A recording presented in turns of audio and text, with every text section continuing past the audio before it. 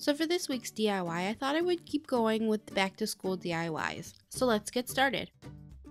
For the first DIY, you'll need spray paint, pencils, and washi tape. Start by taping both ends of the pencil off.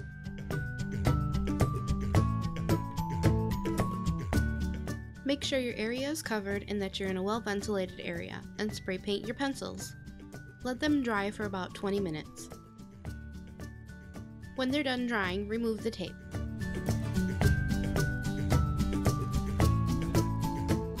For the washi tape pencil, start by lining up the tape with the pencil and cut any excess tape off. Make sure you cover the entire pencil.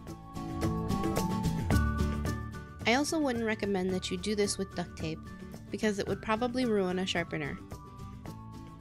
I also did this in 2 other patterns of tape. And you're done! For the next DIY, you'll need some felt, a thick needle, embroidery floss, a button, and some pencils. Start by laying your pencils on a piece of felt. Then fold one end over and fold the other end on top of that. That way you get a feel for how much felt you'll need. Using your pencils as a guide, go ahead and cut the felt as long or as wide as you need it. Then thread your floss onto the needle. Make sure you knot one of the ends of your thread.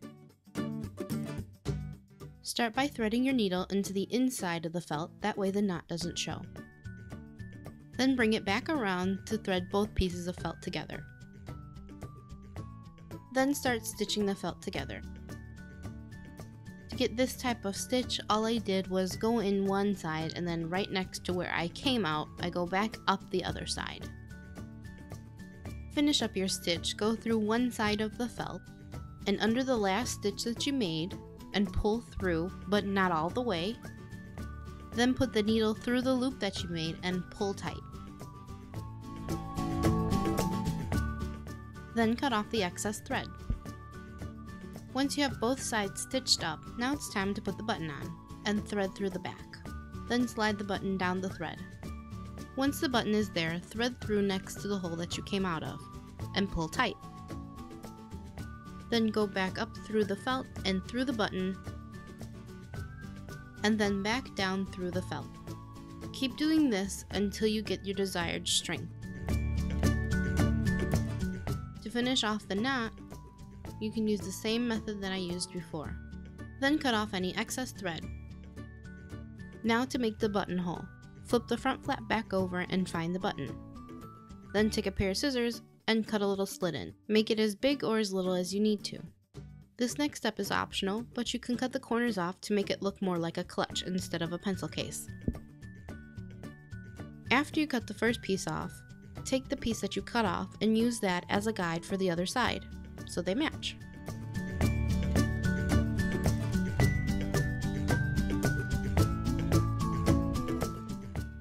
And you're done! For a different style pencil case, use a ruler and cut 2 4-inch wide pieces of felt.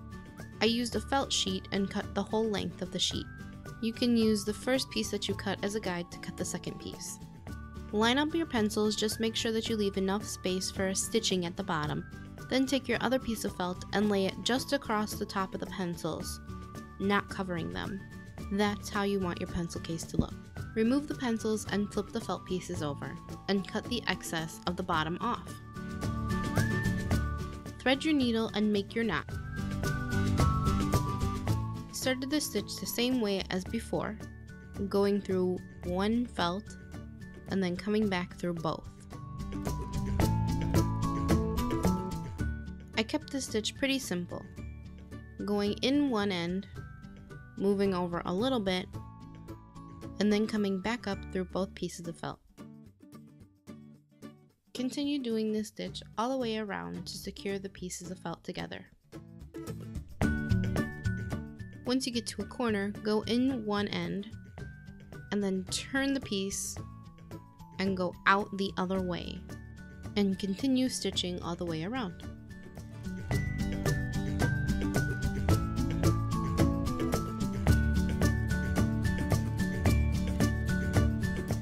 Once you get to the end where you need to close up your stitch, go through one piece of the felt,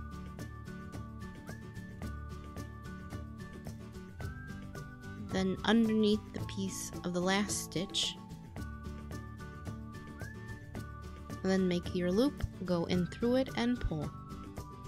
If your top flap is too long, fold it over, measure where you want to cut, and cut it.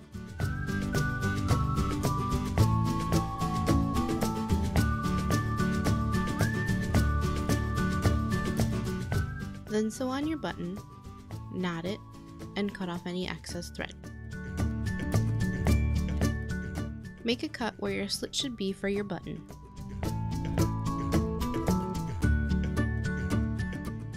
And you're done.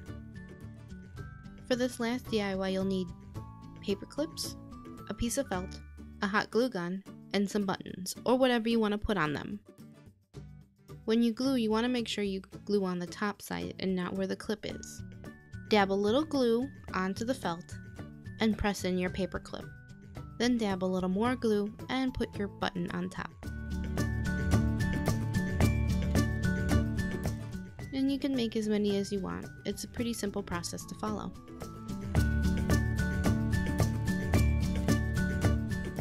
I use a piece of felt so that the button has something else other than the paper clip to stick to.